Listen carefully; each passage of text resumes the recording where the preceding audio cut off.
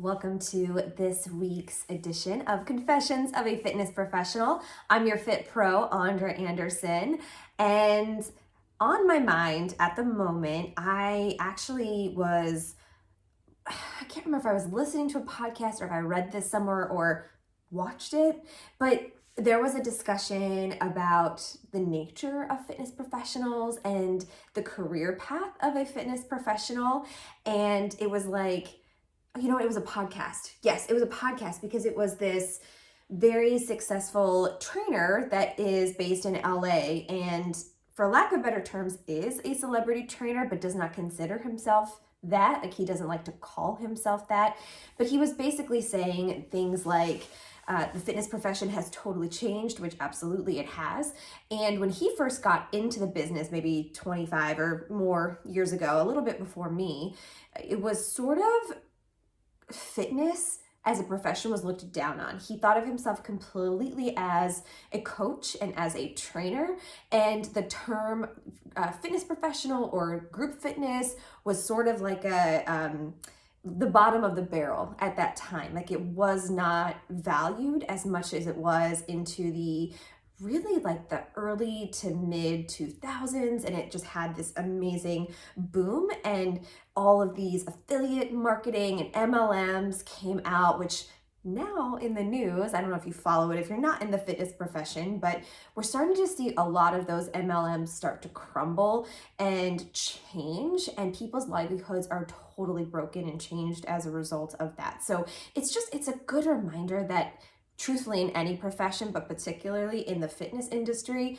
things change based on what it is that people want, and sometimes based on the bottom line. I mean, you see, just in the last 5 years, I've seen so many brick and mortar fitness facilities have to close their doors because people are no longer following that model of going to classes, going in person to a trainer. They're opting instead to participate in groups or bigger companies where they have access to hundreds and hundreds of thousands of videos and trainers and experts at their fingertips, in their phone, in an app, on a website. So it really is changing. And as someone who wants to experience longevity in the fitness industry, I have to figure out how to change with that. That's a podcast for another day. That's not today's confession. What I wanted to talk about today is,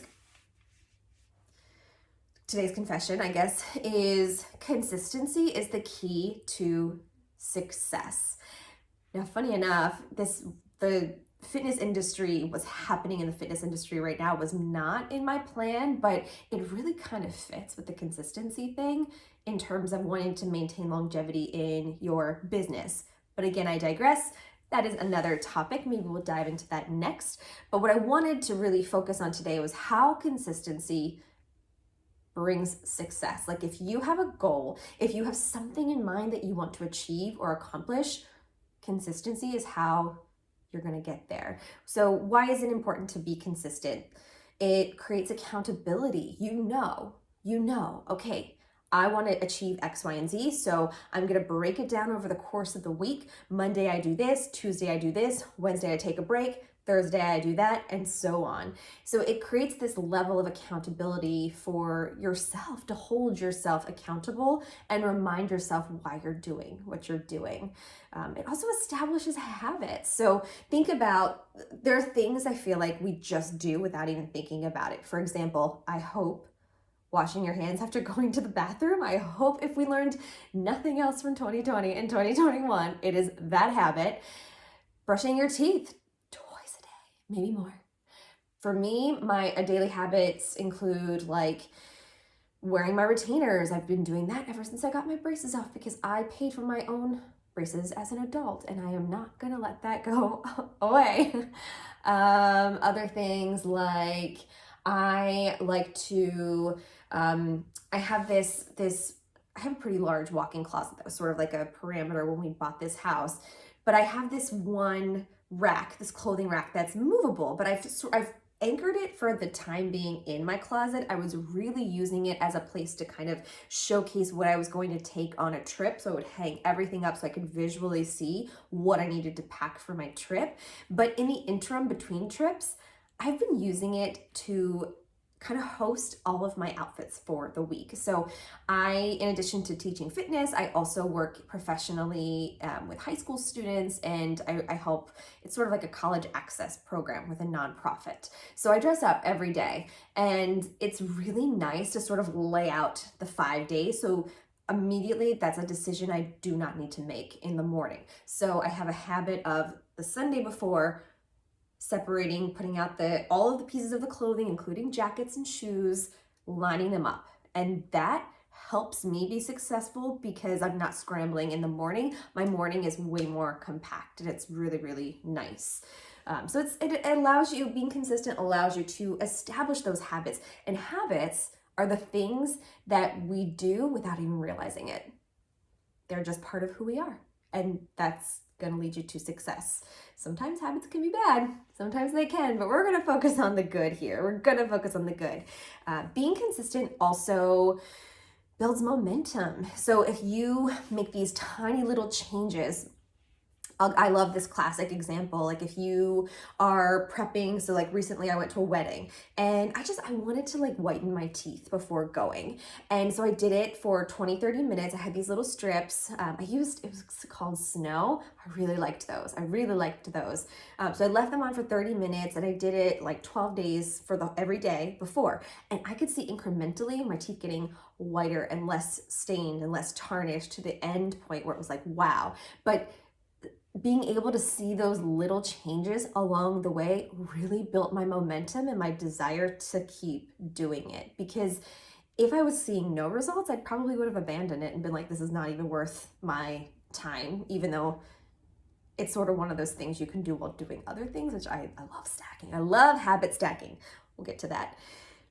So it builds momentum. It fuels your progress. Being consistent fuels your progress. And again, if you're fueling your progress, you are more likely to hit that end goal. You are more likely to go full steam ahead and reach what it is you're trying to accomplish. And something else habits do, they kind of provide these anchors. Like when let's say your goal, oftentimes just the nature of the business that I'm in, a goal a lot of people have is to sort of build their endurance over time. So if you are starting to see those little pieces add up, where all of a sudden you can do, 20 push-ups in a row, or you can make it through an entire song in high fitness without pausing or lowering down the level. When for a lot of clients in those classes, it's when you can do the burpee on the beat. Like that is something that all of a sudden after doing several classes just happens because you're showing up, you're anchoring, you're giving it your best every single time you show up, whatever your best looks like that day, until eventually you're going to hit the best of the best for yourself, which is such a cool thing. As a fitness professional, like, oh my gosh, it is the coolest thing in the world to witness you hit your goals and you be consistent and show up. Oh, it's group fitness instructor like candy. I just love it. So we know that creating consistency and building those habits will overall be a really positive thing in your world. So like, what is it that you want to accomplish? That's sort of where I would start. So if you're thinking like, oh, I don't have enough time in my day to add one more thing. I feel that. But you have to think about what is really important to you. What's the end goal you're trying to achieve? And work on tiny, tiny, tiny increments. And let's be real here for a second. Consistent does not mean perfect. Consistent does not mean every single dang day. There are gonna be days that the best that you can do is acknowledge that you cannot do it that day. And that's okay. What you do is the next day, you bring yourself right back into the mix. Consistency over time might look like in the course of a week. Sunday, you give 100%. Monday, you give 65 because you're still sort of excited, but oh my gosh, Monday, everything landed on your desk. Tuesday might be a solid 50. Wednesday, you get a little bit of extra energy and that might be an 80. Thursday might be a 0 because all of a sudden the whole weight of the week has weighed on you and you're like, I need to get all these things done by Friday. And Friday you might be rejuvenated again and you might be up to like a 54%. But over time that will even out so that you can achieve your goal, but just allow yourself that little bit of grace in that it's not going to be 100% every single day. But I do encourage you, if you're trying to be consistent or build a habit, to at least have it written in your agenda, on your to-do list. Have something that you know reasonably you can accomplish within each day. And again, you're allowed to have a day off. That's totally fine. But some habits recently that I have incorporated into my day, which again, when you look at your day and all of the things that you do, you're like, how can I add one more thing? But if you want to change, if you want to make a change in any area, you got to look at what you're doing every single day and you got to mix it up a little bit. So for me, just with getting older, I'm fully in menopause, TMI. My body composition has really changed and it's been kind of difficult to deal with sometimes. So I made myself get a few things to help with like lymphatic drainage. So I have a face roller that I do every single morning for literally like 3 minutes. And it just has helped me really keep the puffiness down. I feel like my jaw is nice and defined, and it really helps to relieve tension in my face. And I feel like doing it every single day, it's not like reducing wrinkles or anything, but I think it's preventing new wrinklage from happening. Wrinklage? We'll take it. So that my goal with that was to sort of help with keeping my face from being so puffy, and doing it every day, I really notice a difference. And I can tell when I haven't done it, when I take a picture and I'm like, oh no, you forgot to do it this morning, you forgot. Another thing very similar to that is I've started dry brushing every single night, and I'm learning better techniques every single day. And I try to watch different how-to videos from people that are into therapy and that do lymphatic drainage, and people who are body mechanics. So I've been adding dry brushing, and I've noticed that my legs don't feel as heavy, and I've noticed that there's like less puffiness overall, and I've learned how to like really get at your like where your lymph nodes are located and how to sort of pump them and open them. So I'm learning a lot about myself, but my goal again was to sort of decrease the puffiness, kind of work through my body composition really changing, and doing it just about every day. I am absolutely noticing differences. So that has been really cool. One other thing, I know that I wanted to really be mindful about my water intake. I have these, and maybe this happens to you too, but I have these moments where I'm like really good at hydrating, like gold star, A++, the best hydration machine out there.